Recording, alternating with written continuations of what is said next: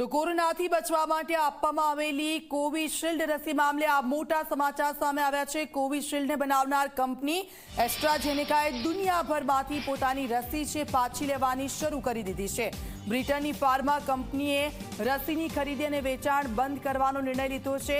એક રિપોર્ટ અનુસાર કંપનીનું કહેવું છે કે તેમણે કોવિશિલ્ડની આ અસરને લીધે અને જે અહેવાલો સામે આવ્યા હતા તેને પગલે આ નિર્ણય નથી લીધો, પરંતુ તેને વ્યવસાયિક કારણોથી બજારમાંથી હટાવવામાં આવી રહી છે। કંપનીએ એવું પણ કહ્યું છે કે બજારમાં બીજી એડવાન્સ વેક્સિન ઉપલબ્ધ છે, એટલે તેનું ઉત્પાદન અને વેચાણ બંધ કરી દેવામાં આવ્યું છે। મીડિયા રિપોર્ટ્સ અનુસાર એસ્ટ્રાઝેનેકાને 5 માર્ચે જ રસી પાછી લેવાની વાત કરી હતી, જેને હવે અમલમાં મૂકવામાં આવી રહી છે।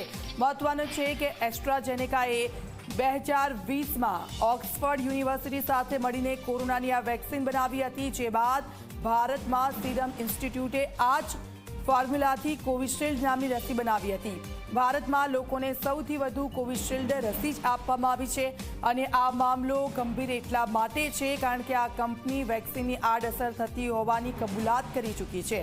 કોરોનાના વેક્સિનથી TTS થવાનું કારણ પણ સામે આવ્યું હતું, જેને સામાન્ય ભાષામાં લોહી ગંઠાઈ જવું કહેવાય છે। આ માહિતી સામે આવ્યા બાદ ઘણો ઓહાપોહ પણ થયો હતો, જો કે કંપનીએ એવો પણ દાવો કર્યો હતો કે આ આડઅસર લાખોમાંથી ગણતરીના લોકોને જ થાય છે।